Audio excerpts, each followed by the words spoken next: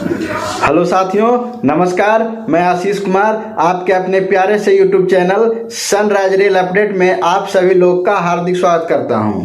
साथियों, आज आप लोगों को मैं एक बहुत ही महत्वपूर्ण जानकारी भरी वीडियो लेके आया हूं, जो कि हमारे लाइफ और हमारे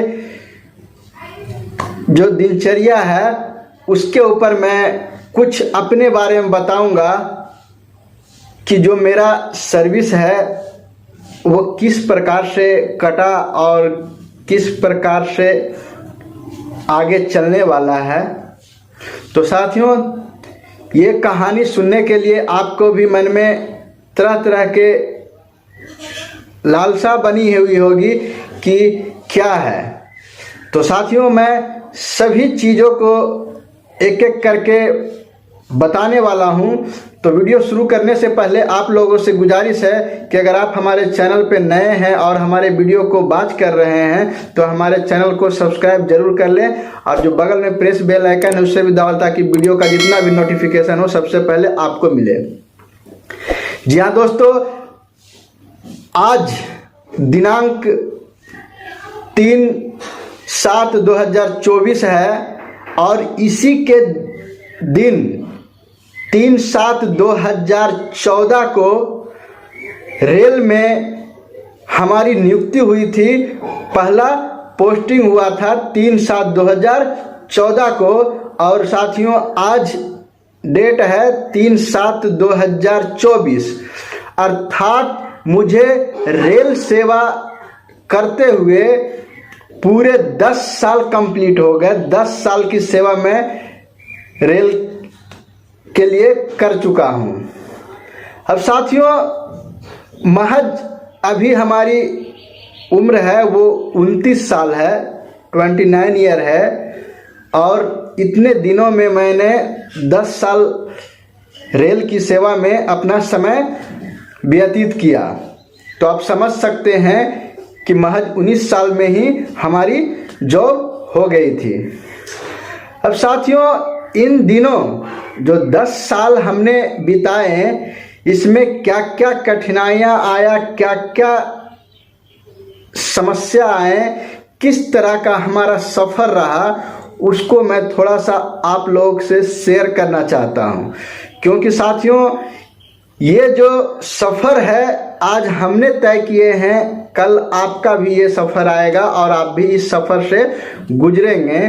तो आप कंपैरिजन करेंगे कि क्या सच में ये परेशानियां आती है या सफ़र का दौर होता है, कब कहाँ से इंसान कहाँ चला जाता है, ये तमाम सारे तुलना करने का मौका इस वीडियो को देखने के बाद आपको मिलेगा। क्योंकि जो भी साथियों रेल की सेवा कर रहे हैं, रेल में नियुक्ति हुए हैं, रेल में भर्ती हुए हैं और वो धीरे धीरे साल 10 साल बढ़ते जा रहे हैं, उनकी सर्विस काउंट बढ़ते जा रही है।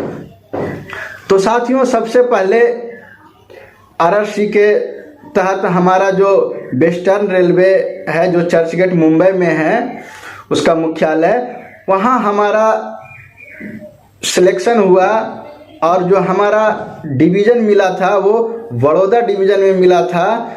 और वहाँ पे बड़ौदा डिवीज़न के मैकेनिकल डिपार्टमेंट में बड़ौदा यार्ड में हमारी सबसे पहला पोस्टिंग वही हुआ था हेल्पर के रूप में, वो 3/7/2014 को। अब साथियों, वो दौर गुजरते गुजरते अब दूरी था, इसके लेके मन में चलते रहता था कि शायद कुछ नज़दीक चले जाएं, घर के पास चले जाएं। तो साथियों, फिर सितंबर 2018 में हमने म्यूचुअल ट्रांसफ़र करा के नॉर्थर्न रेलवे के दिल्ली डिवीज़न में आनंद विहार टर्मिनल पे हमारा ट्रांसफ़र हुआ, म्यूचुअल ट्रांसफ़र हुआ मैकेनिकल डिपार्टमेंट में। तो 4.5 साल की सर्विस लगभग हमने बड़ौदा में काटे। और साथियों, बड़ौदा में बस सब कुछ सही चल रहा था, बस थोड़ा यही लगता था कि घर परिवार से दूर हैं, अकेले हैं, ये इस तरह की समस्याएं लगता था कि कब जाएंगे, कब मिलेंगे। उसके बाद साथियों 2018 के बाद से 2021 में ईसीआर पूर्व मध्य रेलवे के दानापुर डिवीजन में ऑपरेटिंग डिपार्टमेंट के पॉइंट्समैन बी के पद पे यहाँ फिर से म्यूचुअल लेके आया और अभी मैं पावापुरी रोड में स्टेशन पे कार्यरत हूँ, जो अपने घर से 14 से 15 किलोमीटर की दूरी पे है स्टेशन। वहीं पे मैं अपना ड्यूटी कर रहा हूँ। तो साथियों, ये एक छोटा सा दौर रहा। अब इन दिनों बहुत तरह के परेशानियाँ लाइफ में थोड़ा बहुत आते रहा, मस्ती भी हुआ और कुछ ये होता था कि कभी घर आने के लिए कन्फर्म टिकट नहीं मिल पाता था, छुट्टियां था वो आने जाने में ही बर्बाद हो जाता था, और कभी परिवार में कुछ ऐसा घटना होता था जिसको हम समय पे आके अटेंड नहीं कर पाते थे और मन में तरह तरह के भावनाएं लगता रहता था कि कैसे भी हम अपने परिवार के पास चले जाएं। तो साथियों, वही मैं एक प्रयास किया था और मैं 10 सालों में तीसरा रेलवे है हमारा, जहाँ पे मैं आके अब स्थिर हो गया, हमको होम डिवीजन मिल गया।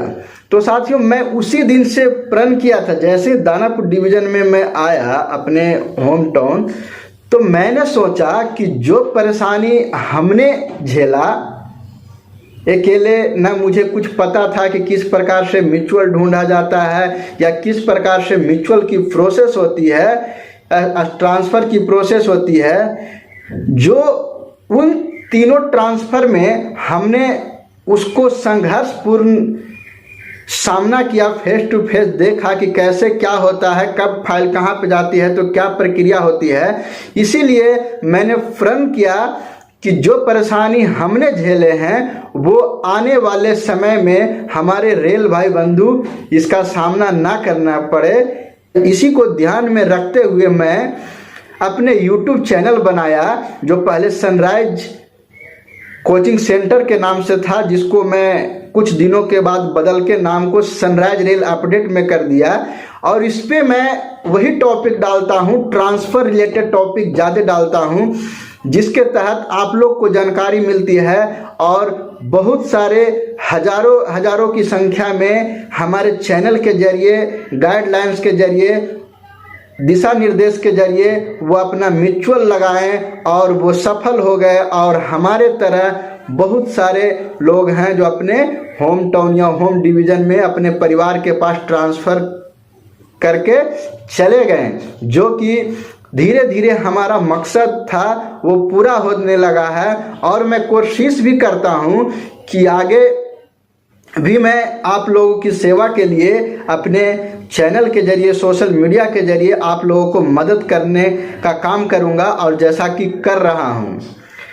और साथियों, ये जो 10 साल बीत गए, यूं ही बीत गए, समझ में नहीं आया कि कब 1 से 2 साल 3 साल होते होते आज 10 साल के पड़ाव पे आ गए और पता नहीं चला, ना उम्र का पता चला, ना समय का पता चला। बस ड्यूटी करते गए और वो समय बीतते चला गया। और साथियों, ऐसे ही जो ये दौर रहा, ये लगभग अच्छा ही दौर रहा और आप लोग का दुआ आशीर्वाद रहा, ईश्वर की साथ रहा, तो जो आगे का समय है वो भी हमारे लिए अच्छा ही बीतेगा और आप लोग के लिए भी अच्छा ही होगा। बस नौकरी है साथियों, जॉब है, जो जहाँ पे ड्यूटी कर रहे हैं वहीं पे मस्ती से ड्यूटी करें, निश्चिंत होकर ड्यूटी करें। सर पे बोझ के रूप में ड्यूटी करेंगे, तनाव में ड्यूटी करेंगे तो एक एक दिन कटना मुश्किल हो जाएगा, लेकिन उसको हंसी मजाक के रूप में लेके चलेंगे। और सबसे महत्वपूर्ण काम है कि अपने कार्यस्थल पे, अपने कार्य में ईमानदारी पूर्वक कार्य करें। अगर आप ईमानदारी पूर्वक कार्य करते हैं तो वहाँ के प्रशासन, इंचार्ज, सहपाठी हैं, वो आपको विषम परिस्थितियाँ में मदद करेंगे। उनसे अपने सहपाठी कर्मचारी को ही एक परिवार माने, एक फैमिली माने, क्योंकि कुछ समय के सुख दुख में वही आपके साथ देंगे। घर परिवार वाले तो बाद में जाएंगे, लेकिन जब एट ए टाइम कुछ होगा तो जहाँ पे आपका कार्यस्थल है वहाँ के सुपरवाइजर, इंचार्ज और प्लस में जो आपके रेल भाई बंधु कर्मचारी हैं साथ में कार्य कर रहे हैं वही आपके साथ देंगे। तो उनसे मित्रता भाव है वो बनाए रखें, कटुता का भेद कभी नहीं आने दें। अपने से बड़े सीनियर स्टाफ हैं उनका रिस्पेक्ट करें। अगर वो किसी काम को आपसे करवाना चाहते हैं, कहते हैं तो मना नहीं करें, आप काम को करें ताकि भविष्य में आपके साथ भी वो मदद करें। तो साथियों, इस वीडियो के जरिए मैं आपको यही संदेश देने वाला था और दे रहा हूं कि आप बिल्कुल घबराएं नहीं, आप टेंशन ना लें। जिस तरह से हमारी ट्रांसफ़र हुई, बस कोशिश करते रहे, म्यूचुअल पार्टनर ढूंढते रहे, ऑन रिक्वेस्ट की तलाश में लगे रहे। जो जैसा होगा सफल होगा, आप कोशिश करते रहें। जब जहाँ जिस दिन तक आपको जिस जगह पे रहना होगा रहेंगे, फिर ऑटोमेटिकली आपका अगर कोई पार्टनर मिलेगा तो ट्रांसफ़र करा के या तो फिर 5 साल के बाद ऑन रिक्वेस्ट ट्रांसफ़र लगा के आप अपने होम टाउन भी आ सकते हैं, होम डिवीज़न अपने परिवार के पास आके ड्यूटी कर सकते हैं। लेकिन साथियों, जिनका हो जाता है वो ठीक है, अगर नहीं होता है तो आप जहाँ पे हैं उसी को परिवार बनाएं, उसी के साथ उसी जगह को घुल मिल जाएं और अपना ड्यूटी अच्छे से करें। आपका भी इसी तरह से दिन प्रतिदिन कटते चला जाएगा और फिर एक समय आएगा जब रेल से विदा कहने का समय आ जाएगा, जो कि अभी आप लोगों को या चाहे तो जो नए ज्वाइनिंग है उनको अभी लंबा सफ़र तय करना है। तो दिमाग में टेंशन ना लें और अच्छी तरह से ड्यूटी करें। और लास्ट में साथियों, आप लोगों से निवेदन है और प्रार्थना है कि आप लोगों के सपोर्ट और सहयोग से हमने ये जर्नी को कंप्लीट किए हैं और आगे भी इसी तरह का अपना आशीर्वाद बनाए रखें। और भगवान से, ईश्वर से भी कामना है कि इसी तरह हमें स्वस्थ रखें ताकि मैं पूरी ड्यूटी सही से कर सकूं और किसी तरह का कोई बाधा हमारे जीवन में ना आए। और अपने चैनल के जरिए मैं आप लोगों को हमेशा मदद के लिए लगा रहूँगा, मदद करते रहूँगा। तो साथियों, ये वीडियो सुनने के बाद आपके भी मन में एक हौसला पूर्ण संदेश मिला होगा और आप भी इसी दिन का इंतज़ार कर रहे होंगे कि धीरे धीरे हमारी भी जॉब का जो लेंथ है वो लंबा होते जाए, सर्विस काउंट होते जाए। तो साथियों, मैं उम्मीद करता हूँ कि ये वीडियो आपको अच्छा लगा होगा और अच्छा लगा होगा तो लाइक शेयर सब्सक्राइब जरूर करें और मिलते हैं नेक्स्ट अपडेट भरी जानकारी लेके। तब तक धन्यवाद।